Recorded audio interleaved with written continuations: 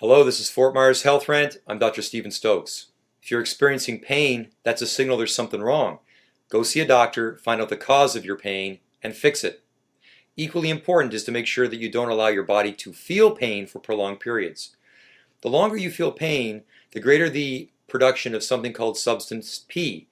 Substance P is a chemical that your body uses to grow and create nociceptors. Nociceptors are nerve receptors that sense pain. So the longer you're in pain, the greater the amount of nerve receptors your body makes to sense pain. So it creates a cycle. So it's very important not to experience pain for prolonged periods of time. Now, of course, there's always pain management, but pain management only masks the pain. Pain management turns off the areas of the brain that deal with pain.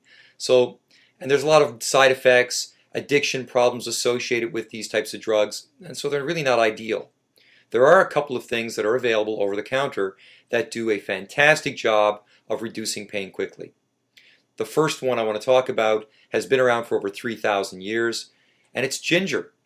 Now, ginger is a root, and when the root is dried, there is an oil that's extracted, and that oil is made up of two basic components, something called gingerols and something called shogiols. And these are really the essential oils of the root. When you're buying ginger, you want to make sure that your ginger you're purchasing is guaranteed extract of 5% standardized in gingerols and shogiols. So make sure you buy a 5% standardized extract when you buy ginger. Now the great thing about ginger is that it takes down inflammation, which causes a lot of the pain that we feel. But another great thing about ginger is it prevents it blocks the formation of substance P. So over prolonged periods of time, ginger actually changes your pain tolerance. It allows you to experience more activities without feeling pain. So it's a really good product. And there was many studies done on ginger with people who have arthritis, for example, with great results. I want you to begin taking ginger in a dose around 2,000 milligrams. But I want you to increase that 2,000 milligrams up to 4,000 milligrams, depending on how much your body needs before you see a result. So start at 2,000 with the idea of increasing it up to 4,000 milligrams of ginger, making sure that you're taking a 5% standardized extract. Okay. Another fantastic product that's over the counter is called turmeric. Now, again, the same as ginger, when we're talking about turmeric, we're not talking about going to the public shopping grocery store and buying your turmeric in the spice section. We want to make sure that when we buy turmeric, we're getting 95% standardized extract. Again, that means we're going to get the active components in the turmeric that we're looking for.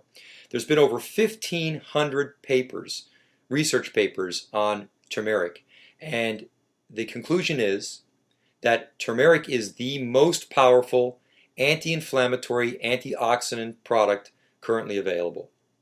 Turmeric has an extraordinary effect on cancer, inhibiting the growth of cancer cells as well. So turmeric is the #1 herb that you can purchase that's going to have a profound effect on your pain levels.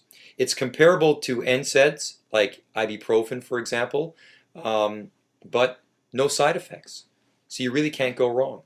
As far as the dosage of turmeric goes, what I like to do is start people off taking about 1,000 milligrams of turmeric, and then I like to build it up to 3,000 milligrams.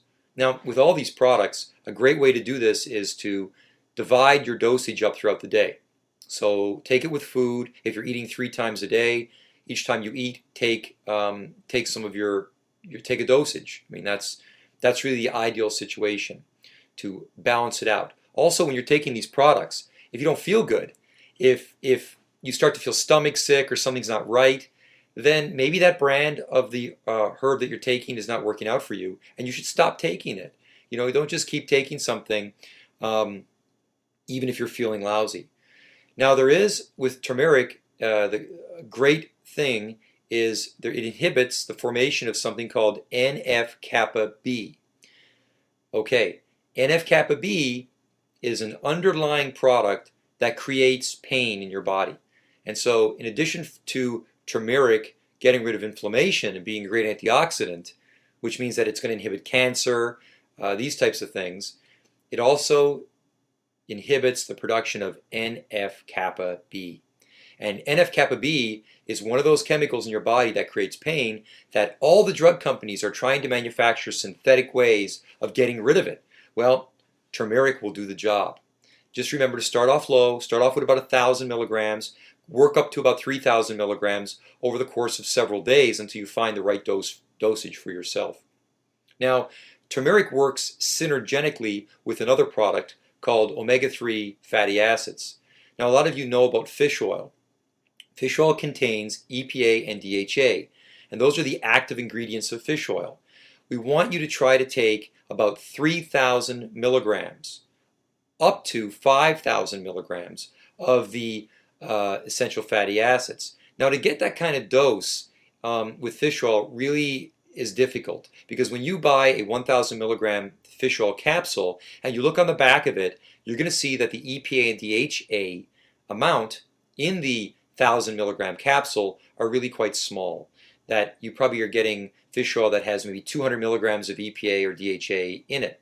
So you're going to have to take a lot of fish oil capsules to really bump your system up to getting the 3,000 to 5,000 milligrams needed to get rid of your pain. An easier approach would be to go out and to purchase flaxseed oil. And we know that if you take about 2 to 3 tablespoons of cold-pressed flaxseed oil a day, your body will naturally produce the right amount of EPA and DHA, which is a great way to get around the fish oil. Plus, a lot of people just don't like fish oil. They get burpy reactions and stuff like this. So the flaxseed oil, cold pressed, and I like Barlean's as a brand. You have to keep it refrigerated, but go and do your research. Taking 2 to 3 tablespoons of flaxseed oil a day will give your body the ability to produce its own EPA DHA, all that you need. But those are 2 options. Now, in some rare cases, people don't have the proper chemistry in their body to take the flaxseed oil and convert it to EPA and DHA.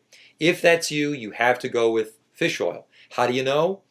If you're taking 2 to 3 tablespoons of flaxseed oil a day and you've been taking it for a week or 2 and you're really not seeing any change, you may be in that category. You can always go get tested, but there's a good chance that if you're not seeing a reaction, you can't convert, and then you should switch to the fish oil. A lot of times when I have patients that are really sick, like fibromyalgia patients, I'll just start them off on the fish oil, just to be safe, and I'll have them taking really large quantities of fish oil, at least initially, until I get their pain level down. Fourth product, third herb, fourth product that I want to talk about in the last one is called Devil's Claw. Not cat's claw, Devil's Claw. Okay, Devil's Claw. It is a product that I want you to take. Again, look for standardized extracts. I want you to take 60 to 80 milligrams a day of Devil's Claw. And Devil's Claw works as good as Vioxx. Now, Vioxx was taken off the market, if you remember. And Vioxx was something called a COX-2 inhibitor, which means that it blocks the COX-2 pathway, which is a pain pathway. But Vioxx, of course, which is the prescription drug, all sorts of side effects, problems with the heart, so they pulled it off the market. Devil's Claw works as effectively as Vioxx as a COX-2 inhibitor without any side effects. So you definitely want to look at getting into Devil's Claw. But remember, it's not cat's claw. Cat's claw is something else that works with the immune system, and we really don't want you taking that for pain. The great thing about Devil's Claw is, in addition to it reducing pain, it has an effect on your central nervous system.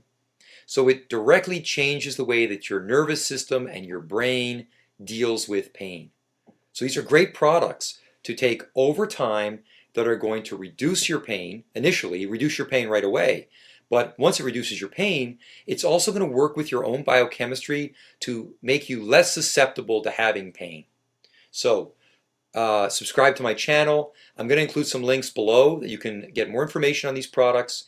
The only thing I want to end with is a disclaimer. If you're in pain, find out why you're in pain. Don't just mask it with drugs or herbs for that matter.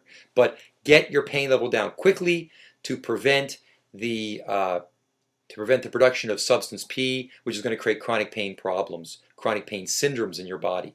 Also, if you're taking prescription drugs, you can't take any of this stuff until you get your doctor to tell you can take it, or until you see a doctor, like myself, who understands these products. Because there are all sorts of contraindications. A lot of these products thin the blood. So if you're already taking a blood thinner and you take these, you're going to run into all sorts of trouble. So be smart. Okay, if you have any questions, email me, subscribe, give me a call, whatever you'd like. I'm always available, and I'm always wanting to talk about these types of things.